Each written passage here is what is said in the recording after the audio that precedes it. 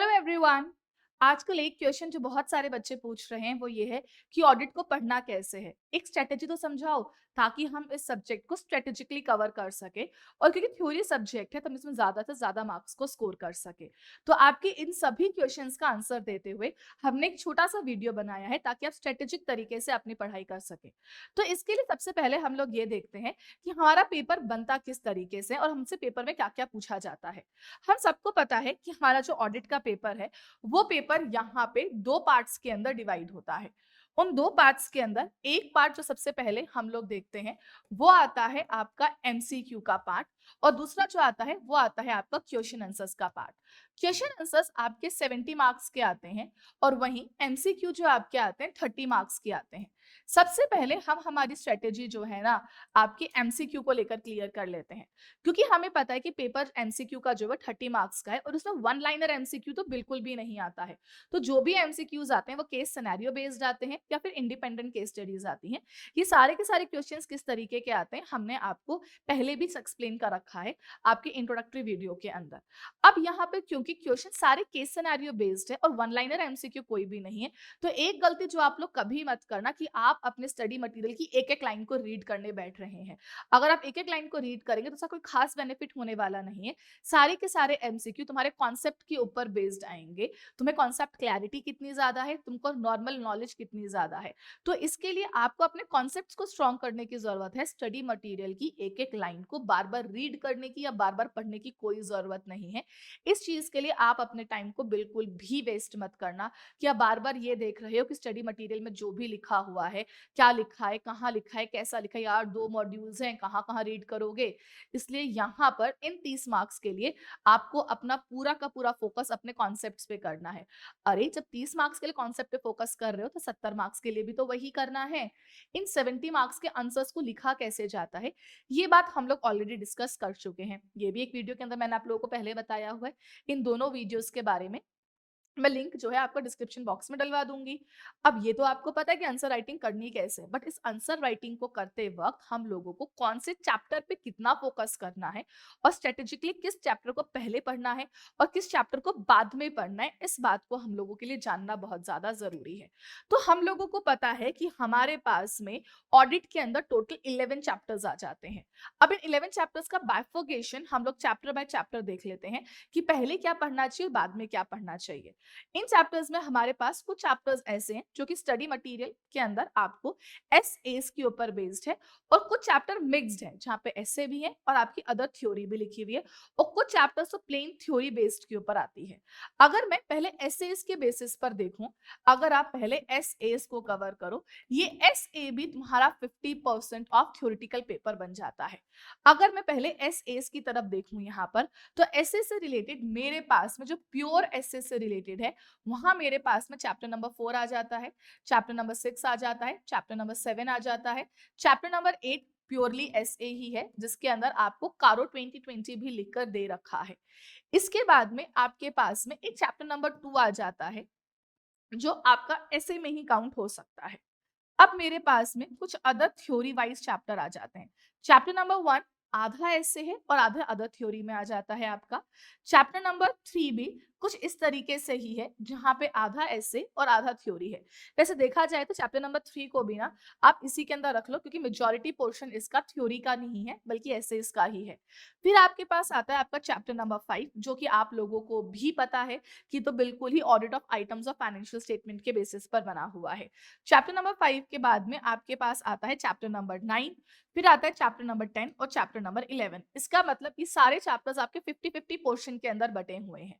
अब इन चैप्टर्स में भी सबसे पहले प्रेफरेंस आप लोग किस चैप्टर को देंगे और सेकंड प्रेफरेंस किस चैप्टर को देनी चाहिए, इस बात को हम लोग समझ लेते हैं। सबसे पहला प्रेफरेंस जब आप एसेस को पढ़ने लगेंगे ना, तो मेरी मान के चलो सबसे पहले चैप्टर नंबर 2 को कवर करना। चैप्टर नंबर 2 आजकल आईसीएआई की ट्रेंड के अकॉर्डिंग 3 क्वेश्चन इसमें से आ ही रहे हैं। चैप्टर की लेंथ ज्यादा बड़ी नहीं है, 30 पेज का चैप्टर है सिर्फ और सिर्फ ये आपका, लेकिन इस 30 पेज के चैप्टर में से ना आपके पास में 10 नंबर तक का पेपर आ रहा है इस वक्त।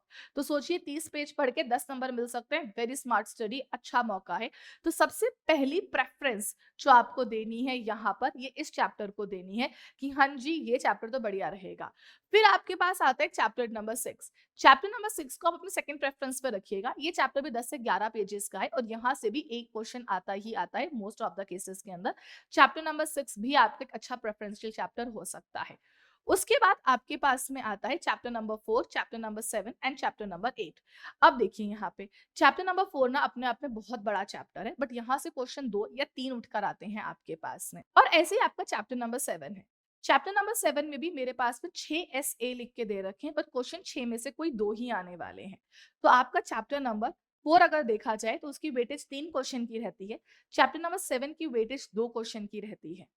और चैप्टर नंबर 8 के बारे में अभी डिस्कशन करते हैं। तो 4 और 6 के अंदर मेरी मानिए तो आप जो है ना अपनी थर्ड प्रेफरेंस पे चैप्टर नंबर 7 को रखिएगा, बिकॉज़ इसमें नंबर ऑफ एसेस थोड़े कम हैं। और उसके बाद में आप अपनी फोर्थ प्रेफरेंस जिसे पढ़ने में रखेंगे वो चैप्टर नंबर 4 को रखिएगा। इसमें कुछ एसेस बहुत ही छोटे-छोटे एसेस हैं और वहाँ से क्वेश्चन बहुत ईज़िली पूछा भी जा सकता है, लेकिन क्योंकि चैप्टर का वेटेज थोड़ा-सा कम है और नंबर ऑफ पेजेस बहुत ज़्यादा है, इसलिए चैप्टर नंबर 4 को आप फोर्थ पॉइंट पे ही पढ़िएगा। चैप्टर नंबर 7 इसलिए पहले का है, नंबर ऑफ पेजेस कम है और क्वेश्चंस की वेटेज कहीं ना कहीं 2 क्वेश्चंस की तो आती ही आती है। फिर स्ट्रेटेजिकली अगर आप चलेंगे तो आपके पास में एक आता है कारो और आपका चैप्टर नंबर 8। चैप्टर नंबर 8 में कारो है और कारो के अलावा बहुत सारे एसेज दे रखे हैं हम लोगों को। इस चैप्टर में कारो के अलावा आपके पास में ऐसे 701 है, 705 है, 706 है, 710 है, 299 है और एक ऐसे आपको 600 लिख कर दे रखा है। 6 ऐसे हैं। 6 ऐसे में कहीं ना कहीं मेरे पास एक ही क्वेश्चन लगता है, क्योंकि एक क्वेश्चन तो अपना कारो में से आ जाता है ना। तो चैप्टर नंबर 8 में पहली प्रेफरेंस आप कारो को देंगे। जब आप फिफ्थ पॉइंट पे पढ़ेंगे तो पहली प्रेफरेंस आप कारो को देंगे और ऐसे जितने आपसे हो पाते हैं उतने आप करें, लेकिन कर लेना। लेकिन पहली प्रेफरेंस आप कारो को दोगे। कारो 5 से 6 पेजेस का लिखा हुआ है, लेकिन एक क्वेश्चन यहाँ से आता ही आता है। वहीं रेस्ट ऑफ द सारे पेजेस आपके चैप्टर नंबर 8 में 6 एसेस के हैं और इन 6 एसेस में से किसी एक ऐसे पर ही अपना क्वेश्चन आता है। तो स्ट्रेटेजिकली अगर आप देख के चलेंगे तो ऐसे केस में आपको कारो पहले पढ़ लेना चाहिए और बाकी एसेस आपको बाद में देखने चाहिए। चैप्टर नंबर 3 एक अच्छा चैप्टर है, पर थोड़ा सा टेक्निकल चैप्टर है, इसलिए आई विल सजेस्ट इसको आप ना अदर्स के भी बाद ही करिएगा। अब बात आती है मेरे पास अदर चैप्टर्स की। इन अदर चैप्टर्स में आपको अपनी प्रेफरेंस में 6th नंबर पे जो चैप्टर रखना है वो चैप्टर नंबर 11 रखना है। चैप्टर नंबर 11 आपका एक ऐसा चैप्टर है जिसमें एसए भी है। इट कंसिस्ट ऑफ 3 एसेस और उसके अलावा आपके पास में प्लेन थ्योरी है। यहाँ से ना 2 क्वेश्चन आते हैं। एक क्वेश्चन प्लेन थ्योरी का आता है और एक क्वेश्चन 3 में से किसी एक एसे का आता है। प्लेन थ्योरी बहुत ही ईजी है। नए अटेम्प्ट के अंदर अगर देखा जाए तो आईसीएआई इस प्लेन थ्योरी के अंदर से आपको केस स्टडी बेस्ड क्वेश्चन ज्यादा पूछ रही है और काफी इंटरेस्टिंग क्वेश्चंस भी आ रहे हैं जो बहुत ही इजी टू सॉल्व है आपको। तो यहाँ पे आपको अच्छा खासा नंबर स्कोर हो सकता है। और जब आप अदर चैप्टर्स की तरफ जाएंगे तो इन अदर चैप्टर्स के अंदर आप सबसे पहले जो चैप्टर पढ़ेंगे वो चैप्टर आपका रहने वाला है चैप्टर नंबर 11। अब आपके पास बात आती है चैप्टर नंबर 1 की। चैप्टर नंबर 1 आप सेकंड पे पढ़ना, बहुत ही बेसिक चैप्टर है, इसमें कोई बहुत बड़ी बातें लिख के नहीं दे रखी हैं, बट इसमें से क्वेश्चन एक ही आने वाला है। पेपर के अंदर आपको एक ही क्वेश्चन मिलेगा, पर चैप्टर नंबर 1 में डिटेल्स बहुत लिखी हुई है, तो आप इसे सेकंड नंबर पे पढ़ लीजिएगा। अब पॉइंट आता है मेरे पास में chapter number 10 audit of bank. Audit of bank आप सबने नोटिस किया होगा, इसका क्वेश्चन या तो एनपीए के आसपास घूम रहा है, या कंप्यूटेशन ऑफ ड्राइंग पावर के आसपास घूम रहा है, या प्रोविजन बनाने के आसपास घूम रहा है। चैप्टर बहुत ही बड़ा लिखा हुआ है, बट इस चैप्टर के अगर आप कुछ सिलेक्टिव टॉपिक्स भी पढ़ के चले जाएंगे ना, जो पास्ट ईयर में आप देखेंगे बहुत ज्यादा वही टॉपिक्स पूछे जा रहे हैं, तो इस क्वेश्चन का अपना सॉल्यूशन कहीं ना कहीं निकल सकता है, इस चैप्टर का सॉल्यूशन निकल सकता है।